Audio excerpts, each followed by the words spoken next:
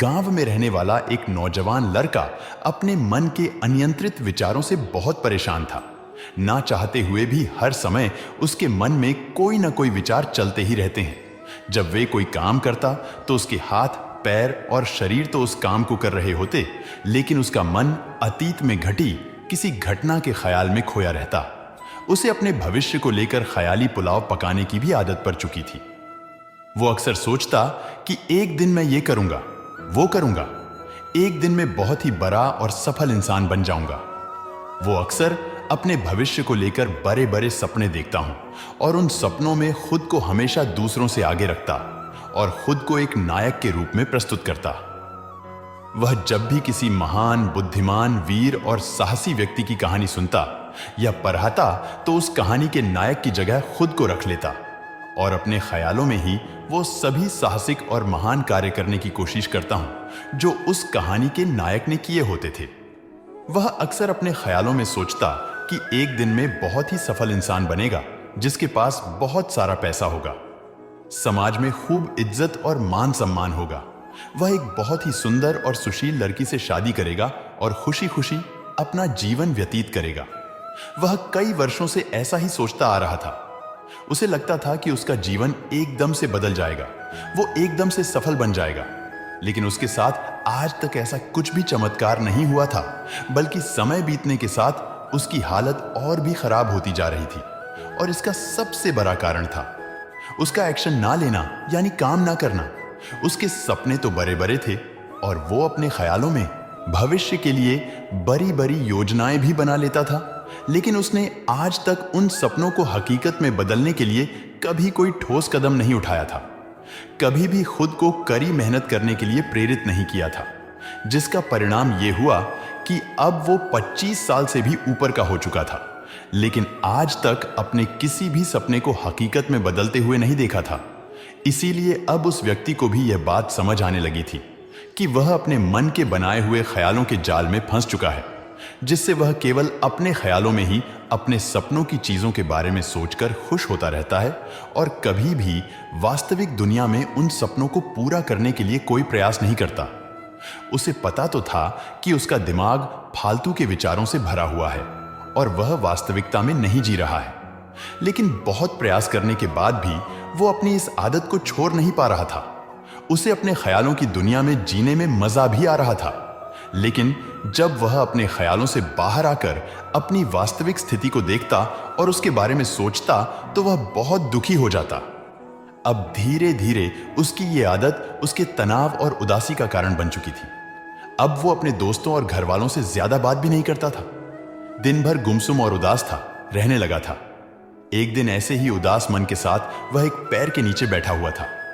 तभी उसका एक मित्र उसके पास आता है और उससे कहता है, मित्र, हमारे गांव में एक बहुत ही प्रसिद्ध भगवान कृष्ण पधारे हुए हैं और मैंने सुना है कि वो मन और मन की शांति से जुड़ी हर एक समस्या का समाधान बहुत ही आसानी से कर देते हैं। मुझे लगता है कि तुम्हें उनसे एक बार जरूर मिलना चाहिए, वो तुम्हारी समस्या का समाधान कर सकते हैं। अपने मित्र की बात सुन वो नौजवान व्यक्ति खुश हो जाता है और उन्हें भगवान कृष्ण से मिलने चल पड़ता है। थोड़ी देर बाद वह भगवान कृष्ण के समक्ष पहुंच जाता है, जो कि एक वृक्ष के नीचे ध्यान मुद्रा में बैठे हुए थे। वह भगवान कृष्ण ओं को प्रणाम कर उनके सामने बैठ जाता है और अपनी सारी समस्याएं बताना शुरू कर देता है। वह कहता है, मेरा मन हर समय असंख्य विचारों से भरा रहता है।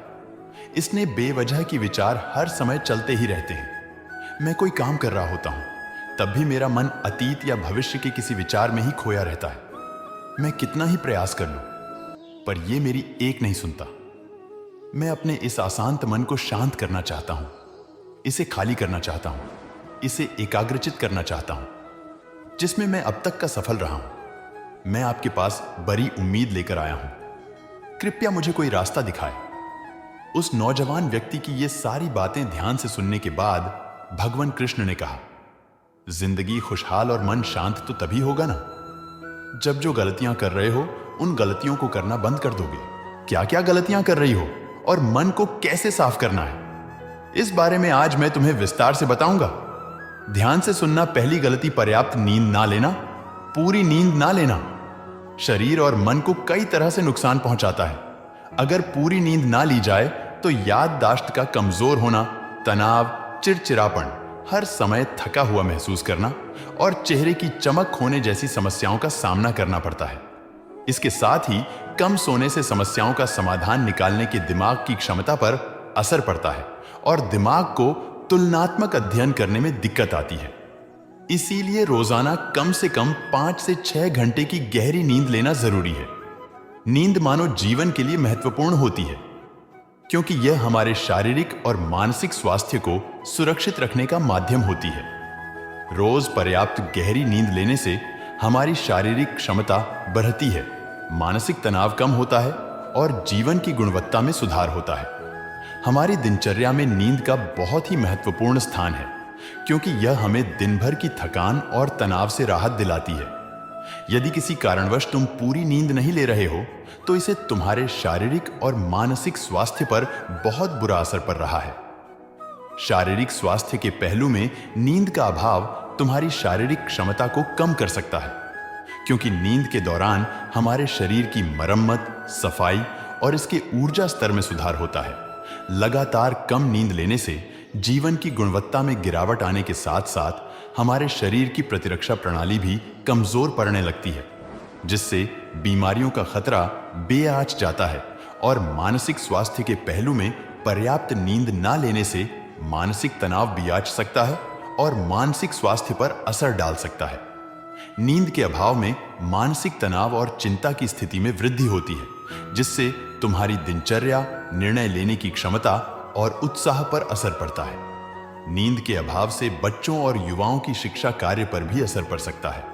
उनकी याददाश्त, समझ और नैतिकता पर असर पड़ सकता है, जिससे उनकी शिक्षा कार्य में प्रगति रुक सकती है। इसके साथ ही पूरी नींद ना लेना तुम्हारी व्यक्तिगत जीवन शैली पर भी असर डालता है। नींद की कमी से तुम्हारे ध्यान, समर्पण और रिश्तों में भी समस्याएं आ सकती है। संक्षेप में कहें तो हमारी शारीरिक और मानसिक स्वास्थ्य को बनाए रखने में नींद सबसे महत्वपूर्ण भूमिका निभाती है। अच्छी और गहरी नींद लेकर हम अपने जीवन की गुणवत्ता को सुधार सकते हैं और एक स्वस्थ और खुशहाल जीवन जी सकते हैं। दूसरी गलती खाने की मात्रा और उसकी गुणवत्ता पर ध्यान न देना और कभी भी कुछ भी और कितना भी खा लेना। कुछ लोगों को ज्यादा मसालेदार, चटपटा और मीठा खाने की आदत होती है। उन्हें ज्यादा मैदे, चीनी और तेल से बने सामानों को खाने की आदत पड़ चुकी होती है। ऐसे लोगों को लगता है कि अगर जिंदगी में खाने को सीमित कर दिया तो फिर जीवन में बचा ही गया, जिंदगी के मजे ही गया, जैसे कि इंसान सिर्फ खाने के लिए ही इस दुनिया में जन्म लेता है। कुछ लोगों को हर समय खाते रहने की आदत पड़ चुकी होती है। भूख नहीं होती तब भी खाए जा रहे होते हैं। जबरदस्ती कुछ भी उल्टा सीधा पेट में डालते रहते हैं, जैसे पेट नहीं कोई कूड़ादान हो।